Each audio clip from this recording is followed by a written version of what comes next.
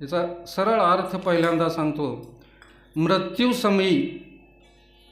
मृत्यूचा समय म्हणजे मरण्याच्या ध्येय ठेवण्याच्या आणि त्याच्या अगोदरचा जी काळ मृत्यू समय, या समयाच्या वेळेस ज्या व्यक्तीला, जो जीवात्मा आहे त्याला भगवंताचं चिंतन जर झालं, भगवंत जर डोळ्यासमोर उभा टाकले, तर तो माणूस मोक्षाला प्राप्त होतो किंवा भगवंतामध्ये विलीन होतो. अशा प्रकारे या श्लोकाच्या ओवीच्या माध्यमाने भगवंतानं अर्जुनाला उपदेश. अंतकालींच ममेव संभ्रनम मुक्तवा कलेवरम. अंत जी शेवटचा काळ आहे त्यावेळेस जर माझं चिंतन करत करत जर तू मेलास तर तू निश्चिंत माझ्या पदाला प्राप्त होशील, असा हा सरळ सरळ अर्थ. आता हा सप्ताह तुम्ही आयोजित केलेला श्री सावता महाराज, आता थोडंसं सावता महाराजाबद्दल आपल्याला पहिल्यांदा प्रस्थानापर बोलायला पाहिजे आणि नंतर आपण या श्लोकाच्या माध्यमातून चिंतन करू. सावता महाराज हे आपले माळी समाजाचे आराध्य आणि या व्यक्तीनं आपल्या जीवनामध्ये कधीही पंढरपूरची वारी केलेली नाही. पंढरपूरची कधीही वारी केलेली नाही, पण देव तिथं येत होता सावता महाराजाकडं, एवढं ताकद होती. मला आणखीन एक ही सांगायचं आहे की या मानवानं, या जीवात्म्यानं देव आपल्यापर्यंत येण्याचं सामर्थ्य स्वतः तयार करायला पाहिजे. गेली का लई? देव आपल्यापर्यंत येण्याचं सामर्थ्य तयार करायला पाहिजे आणि ते सामर्थ्य फक्त कर्मामध्ये आहे. सावता महाराजानं कधी कुठलेही काम देवासाठी, ही देवाचंच कार्य आहे, हे दुसऱ्या तिसऱ्याचं कुणाचंच नाही, हे देवाचं कार्य आहे, यासाठी म्हणून त्याने केवळ आपला स्वतःचा मळा सांभाळून देवाचं चिंतन केलं. देवाचं चिंतन करण्यासाठी कुठल्या वेगळ्या प्रकारचा मार्ग निवडलेला नाही सावता महाराजानं. तर आपण सुद्धा या कुळामध्ये जन्म घेतलो, आपण माझी या माळ्याची जात. बरेच लोक म्हणतात की जातीचा आपणाला अभिमान असायला पाहिजे. आपण माळ्याचे आहोत, माळ्याच्या जातीचा आपणाला अभिमान असायला पाहिजे का नाही? माझी या माळ्याची जात, माझी माळ्याची जात आहे, माझं काम हीच आहे की मला भाजीपाला करणे आणि या समाजाला जगवणे. आपण आज रोजी शेतामध्ये जी काम करतो याच्यामुळं ही जग जगतं जातं. शेतकरी जर नसेल तर जगू शकतो का? हो, अन्नधान्यच नसेल, किती पैसा जर असेल तर जगणं शक्य आहे का? म्हणून सावता महाराजाने सरळ कर्ममार्ग, कर्मण्येवाधिकारस्तमं फले कदाचिंतम. फक्त कर्म कर आणि ती कर्मण्येवाधिकारस्तम, फक्त तू कर्म कर. कर्म केल्यानंतर त्याच्या फळाची अपेक्षा न ठेवता कर्म कर. भगवान श्रीकृष्णाने दुसऱ्या अध्यायामध्ये सांगितलं कर्मण्येवाधिकार. मी ही श्लोक 10 वेळेस तुम्हाला सांगतोय का कमीत कमी तेवढा वेळ तर तुमच्या लक्षात राहायला पाहिजे किंवा तुमच्या बुद्धीमध्ये राहायला पाहिजे, म्हणून मी एवढ्या वेळेस ते कर्मण्येवाधिकारस्तम. कर्म कर पण निकीनं कर्म कर. आज रोजी कर्म करतात, मी केलो, हा गर्व आहे प्रत्येकामध्ये आणि या गर्वामुळं आपण केलेलं कर्म हे भगवंतापर्यंत जात नाही. पण सावता महाराजानं केलेलं कर्म हे भगवंतापर्यंत गेलं. त्याचं एक लहानसं उदाहरणं सांगितल्याशिवाय पटणारही नाही. ज्यावेळेस सावता महाराजाची मुलगी नागिंतीबाई आणि गावातून वारकरी पंढरपूरला चालते, त्या पंढरपूरला जात असताना तिच्या मनामध्ये, मुलीच्या मनामध्ये आले की आपणही पंढरपूरला जावं. आणि पंढरपूरला जाण्यासाठी वडिलांकडे हट्ट केला. वडिलांनी नको म्हणल्यानंतर सुद्धा मुलगी ऐकायला नाही. त्या जाणाऱ्या वारकऱ्याबरोबर ती मुलगी जाण्यासाठी त्यांच्या पाठीमागं धावली. ज्यावेळेस सावता महाराजाची मुलगी पाठीमागं धावताय किंवा त्यांच्या समोर गुपळ्यामध्ये आल्यानंतर त्या वारकऱ्याने तिला मारले, तिला मारून तुडले. तिच्यासोबत वांगे होते बरं का. तिनं देवाला नैवेद्य, वांग्याचा दावा म्हणून नैवेद्य घेऊन चाललेलं होतं आणि त्या लोकांना तिला मारलं आणि ती पडलेल्या वांगेत तुडवलं. ही वांगे तुडवल्यानंतर मुलगी नागिंतीबाई ज्यावेळेस तिचं वय 8 ते 9 वर्षाचं होतं, तिनं तिच्या सावता महाराजाकडे आली आणि बाबा मी असं जावं, माझी इच्छा होती. नाही नेले तर नाही नेले, पण ही एवढं निवद तर देवाला समर्पित करा, ह्या भावनेनं मी आपल्या मळ्यातले वांगे तोडून घेऊन चालते. पण त्या लोकांना मला मारले. वडिलांना समजावले, जाऊ दे बाई, नाही तर नाही, आपला देव इथंच आहे मळ्यातच, आपण इथं काम करू. ज्यावेळेस ही घटना घडली आणि ही सगळे वारकरी पंढरपूरला गेले आणि दुसऱ्या दिवशी ज्यावेळेस सावता महाराज म्हणजे ही वारकरी जाऊन पांडुरंगाला नैवेद्य दावण्यासाठी मंदिरामध्ये जायला लागले, त्यावेळेसची घटना अशी आहे की त्या मंदिरामध्ये जिकडं बघल ह्या जाणाऱ्या लोकांना नैवेद्य पुढे ठेवलं की त्या जाग्यात वांग्याचं भरीतच यायला चालू झालं. दुसऱ्यानं आलं ठेवायला गेलं तर वांग्याचं भरीतच. आणि त्या लोकांना प्रचिती आली की बाबा विठ्ठलाच्या आम्ही जे नागिंतीबाईचं जे अपमान केलेला आहे, ती साक्षात पांडुरंगाची अनन्य भक्त आहे आणि तिचा आपण अपमान केलं म्हणजे पांडुरंगाचा अपमान केल्यासारखं झालेलं आहे. म्हणून परत ती लोक येत असताना सावता महाराजाच्या मळ्यामध्ये आले आणि त्यांची सगळ्याची माफी, सावता महाराजाची आणि मुलीची माफी मागितली.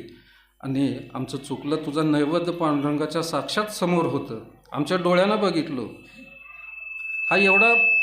हा एवढा म्हणजे आपण का म्हणतो त्याला, एवढा अभिमान किंवा एवढं देवावर असलेली श्रद्धा या नागिंतीबाईमध्ये होती. सावता महाराजाची तर त्याच्या पुढली आहे. त्यांच्या मुलीमध्ये एवढं सामर्थ्य होतं. आणि मला आणखीन एक हे सांगायचं आहे, ज्या अशा कुळामध्ये बरं का महाराज, असे लोक जे आपल्या ह्याच्यामध्ये जन्माला येतात, हे साधेसुधे लोक नाहीत. आता तुम्ही जर इतिहास काढून बघितलो, ही लोक जन्माला येण्यासाठी ह्यांच्या 8-8, 10-10 पिढ्या देवाची सेवा करावं लागते. तेव्हा त्यावेळेस इथं असे पुण्यवान लोक, 6व्या अध्यायामध्ये एक श्लोक आहे, प्राप्य पुण्यकृत तो लोकान शाश्वती समाह सुची श्रीमंत गेह योग अभिभ्रष्ट. इथं भगवान सांगतात, एखादी माणूस आराधना करत असताना, भक्ती करताना, तो योग अध्यायामधला म्हणजे तो योगी आहे. हे श्लोक घेत असताना योगी आहे. हा योगी काही कारणास्तव जर पदभ्रष्ट झाला, बरं का, जसं की आता बरेचसे लोक पदभ्रष्ट होतात, म्हणजे अतिशय श्रीमंत आहेत किंवा ह्या विद्वतेमध्ये अतिशय विद्वान लोक आहेत, पण काही कारणामुळे ते पदभ्रष्ट होतात. त्या लोकाला मी परत अशाच विद्वान कुळामध्ये जन्म घालतो आणि त्याच्याकडून राहिलेलं कार्य करून घेतो, असं भगवंतानं 6व्या अध्यायामध्ये हा श्लोक, प्राप्य पुण्यकृत तो लोकान शाश्वती समाह सुची श्रीमंत गेह अभिभ्रष्ट. भ्रष्ट झालेला माणूस ह्या अशा कुळामध्ये जन्म घालून मी त्याचा पुढल्या म्हणजे पुढल्या अवतारामध्ये त्याच्याकडून हे कार्य करून घेत असतो. मला हेच म्हणायचं आहे या जाग्यात की अशा कुळामध्ये, उच्च विद्वान कुळामध्ये जी जन्म घेणारी व्यक्ती ही 100% अगोदर भगवंताच्या आराधना करून आता ही जन्म घेतलेली आहे. त्यावेळेसच असे महाराज किंवा असे सावता महाराज असंख्य उदाहरणं आहेत. याच्यामध्ये अशी जी लोक, सावता महाराज, ज्ञानेश्वर महाराज, नामदेव, एकनाथ, तुकाराम, कितीही उदाहरणं घ्या, हे असे पहिलं. आता जर ह्यांचा इतिहास जर सांगायचं म्हटलं तर आणखीन थोडं डीपमध्ये जाऊ. सावता महाराज हे जनकराज याचे अवतार, बरं का. जनकाचा अवतार हा सावताचा. जनका हा म्हणजे ज्ञानेश्वरीमध्ये एक ओवी आहे अशी, देख पा जनक आदिका कर्म जाती आशिका मोक्ष सुखाशी पावते झाली. तुम्हाला कळालं का ह्या ओवीचं काय? ही ओवी कशासाठी घातलेली आहे? एकच ओवी आहे त्या जनकाबद्दल ह्या ज्ञानेश्वरीमध्ये. जनक राजा इतका निष्प्रिय होता की त्याला कुठल्याही मोहमायेचं असं चिटकून बसलेलं नव्हतं. राजा असूनसुद्धा त्या राजाचा अभिमान नव्हता. सीतेचा बाप, बरं का, जनक जी म्हणला मी, तुम्ही दुसरा आणखीन कुठं जाचा. सीतेचा बाप जनक, ज्यावेळेस वशिष्ठानं ज्यावेळेस त्यांना दीक्षा दिले गेलं, त्यावेळेस एक उदाहरण आहे. याच्या राज्यामध्ये पूर्ण आग लागलेली होती जनकाच्या, आणि जनक इथं गुरुच्या समोर विद्यार्जनासाठी बसलेले होते. सैनिकांना येऊन सांगितले, महाराज आपल्या राजधानीला आग लागलेली आहे. जनक थोडं तर हलावं का? किंचितही हललेलं नाही. ती राजधानी जाणं, राज्य जाणं किती जळायचं तेवढं जोर द्या. त्यांनी एकही शब्द बोललेला नाही. असा हा जनक एवढा निष्प्रय असा. आणखीन एक सांगतो, शुकदेवाचे गुरुदेव हा जनक. आणखीन त्याच्यापेक्षा खोलमधलं सांगतो, नारदाचे गुरु जनक. हा असा जनक राजा आहे. आणि त्या जनक राजाचं जे राहिलेलं कार्य होतं ह्या सावता महाराजाच्या ह्याच्या रूपामध्ये घेऊन त्यांनी पूर्ण केलेलं आहे. आलं का मामा ध्यानात? सावताचा जन्म हा जनक राजापासून झालेला होता. ही ज्ञानेश्वरीच्या मला वाटतं 3ऱ्या अध्याय, देख पा जनकाधिका कर्म जाते आशिका मोक्ष सुखाचे पावते झाले, अशा प्रकारची ओवी आहेत.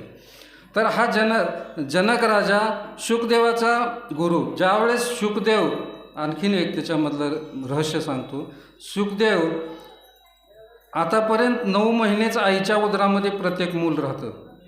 बरोबर आहे. 9 महिने 9 दिवसाच्या वर उदरामध्ये आतापर्यंत कुणीच राहिलेलं नाही. पण हा शुकदेव 12 वर्ष आईच्या उदरामध्ये होता. ज्यानं भागवताचं चिंतन केलेलं आहे त्याला कळलं बरं का. हा शुकदेव आईच्या उदरामध्ये 12 वर्ष पोटामध्येच होता. भगवंतानं त्याला येऊन सांगितलं, हे शुकदेवा, आता तर ही पृथ्वीवर नाही देवा, पृथ्वीवर इतका असंख्य पाप आहे की मला ह्या पापामध्ये गुरफटायचंच नाही. कोणत्याही समयी जन्म घ्या. देवानं सांगितलं की एक समय असा आहे ह्या पृथ्वीवर, आता ज्यावेळेस आपण दुपार सकाळ रात्र प्रत्येक वेळेस काही ना काही हत्या होते, पाप होतच असतं प्रत्येकाच्या ह्याच्यातून. म्हणून शुकदेवानं म्हणले की मी जन्म घेणार नाही, मी आईच्या उदरात. ठीक आहे, तुझं चिंतन होतं. आणखीन एक सांगतो, आईच्या उदरामध्ये ज्यावेळेस मुलगा असतो किंवा अभ्रक असतं, त्यावेळेस त्याचं वैशिष्ट्य असं आहे की आईच्या उदरामध्ये सतत ते देवाचं चिंतन होत असतं. त्याला पश्चन गर्भ नाव आहे बरं का. पश्चन गर्भ, ती भगवंताचा अवतार आहे तो. पश्चन गर्भामध्ये भगवंत अवतार त्या मुलाला सांभाळत असतो. आणि मुलाला ज्यावेळेस तिची आई तिखट मीठ काही खाते ना, त्याला आपण डहाळे म्हणतो, ती खाल्ल्यानंतर आपल्या शरीरामध्ये जे अन्न जातं, हे अन्न अतिशय दूषित आहे. आजची भाजी उद्या खातो का आपण? खातो का? पण या शरीरामध्ये आज खाल्लेलं दुसऱ्या दिवशी विसर्जन होतं. आणि ती जी मध्ये जी झालेली जी काही आपल्या शरीरासाठी रक्त म्हणा किंवा पांढऱ्या पेशी हे ते जे म्हणा, ही तयार होण्यासाठी 8-8 दिवस लागतं. आणि ती जी राहिलेले जंतू आहेत आईच्या उदरामध्ये पोटामध्ये, ते मलमूत्र विसर्जनाचं ठिकाण आहे, त्या जागून जन्म होतो. ती जंतू त्याच्यावर आक्रमण करतात त्या बालकावर सतत त्या विषाणूचा मारा होत असतो. आणि त्या विषाणूच्या माऱ्यामुळं ते बालक मूर्छित होतं. आणि त्यावेळेस पश्चन गर्भ नावानं भगवंत त्याचं रक्षण करत असतो. त्यानं ज्यावेळेस आईच्या उदरामध्ये बाल तयार व्हायला चालू झाल्यानंतर, बाल तयार होत असताना तो जीवात्मा आहे, म्हणजे एकही सेकंद भगवंताच्या नामाशिवाय त्याचं चिंतन करत नाही बरं का. भगवंत म्हणजे किती वेळ 9 महिने जे आहेत, 9 महिन्यामधले पहिले 3 महिने जर सोडलं तर बाकीचे 5 महिने ते बालक भगवंताचं चिंतन करत असतं. ज्यावेळेस अश्वत्थामानं सुभद्रे ह्याच्यावर आपल्या परीक्षिताच्या आईवर ब्रह्मास्त्र सोडलं, त्यावेळेस भगवंतानं सुदर्शन चक्रानं ज्यावेळेस रक्षण केलं, त्यावेळेसची ही कथा आहे. तुम्हाला दाखले बी म्हणजे भागवतामध्ये असे की बाबा तुम्ही कधी बघितलं तर बघा, ही ह्या जाग्यात आहे. तर असं भगवंत त्या जाग्यात रक्षण करत आहेत. 24 तास माझ्या समोर आहेत भगवंत. आणि मी ह्या पृथ्वीवर जाऊन काय करू देवा, मला नको जन्म. त्यावेळेस भगवंतानं सांगितले, तुझ्याकडून फार मोठं कार्य करून घ्यायचे आहे.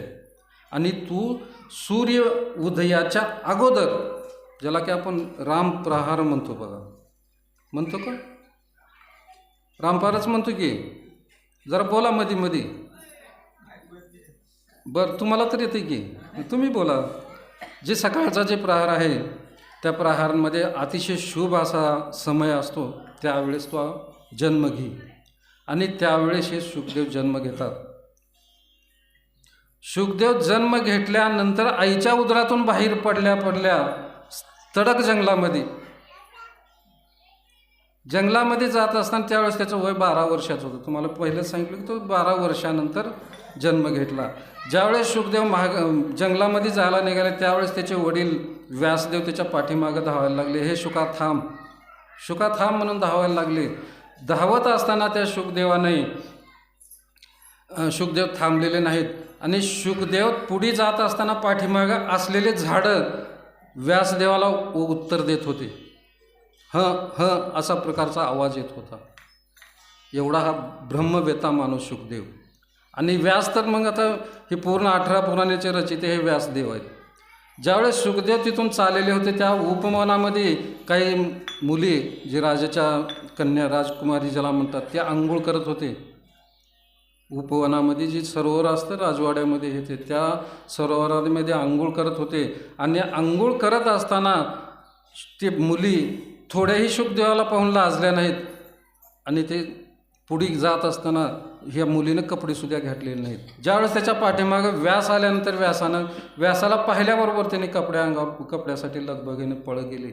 हा एवढा म्हणजे विषय ज्याच्या मनात कुठलेच विकार नाहीत असे हे शुकदेव. आणि या शुकदेवानं आपल्याला हे भागवत 18 पुराणाचं सार परीक्षित राजाला सांगितले. असे आणखीन एक उदाहरण तुम्हाला चांगदेवाविषयी जर सांगायचं म्हटलं तर ज्यावेळेस मुक्ताबाई मी एक उदाहरणं सांगलेलं बरं का. तर मुक्ताबाई ज्यावेळेस आंघोळ करायला गेली त्यावेळेस सोपानदेव म्हणजे आपल्या झोपडीतून आंघोळ करत असताना त्याची झोपडी तर आता सगळ्यांना कल्पना आहे किंवा कुणी पाहिलेलं नाही पण लिहिलेलं आहे की हे झोपडीमध्ये पर्णकुटीमध्ये राहत होते. ही झोपडीतून सोपानदेव निघाले, ज्ञानदेव निघाले, निवृत्तीनाथ निघाले. बहीण आंघोळ करलेले गेले निघून समोरून गेले. पण त्या कुटीमध्ये चांगदेव त्यांच्या ह्याला आश्रयाला आले. चांगदेवानं पाहिलं मुक्ताईकडं की हिनं आंघोळ करलेले आपण कसं जाऊ.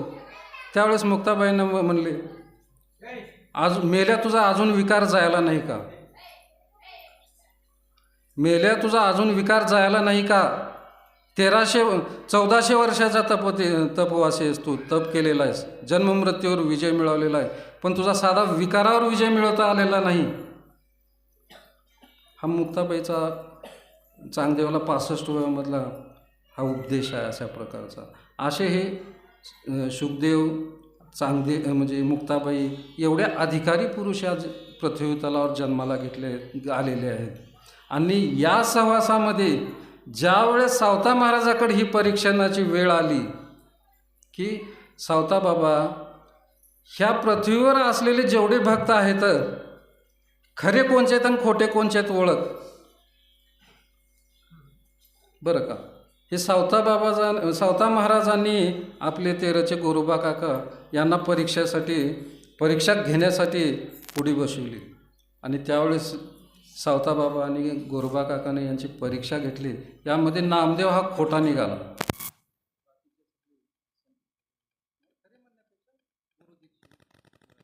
एवढा हा सावता महाराजाचा एवढा मोठा अधिकार आहे. आणि आणखीन मी ज्यावेळेस दीड महिन्याखाली या गावामध्ये आलो आणि ही जी मूर्ती बघितलो ह्या मूर्तीला बघून माझी इच्छा झाली बरं का तुमच्या गावाला यायची. मी त्यांना आल्या पहिल्यांदा म्हणलं की येत असेल तर मी 1 तारीख येऊन करतो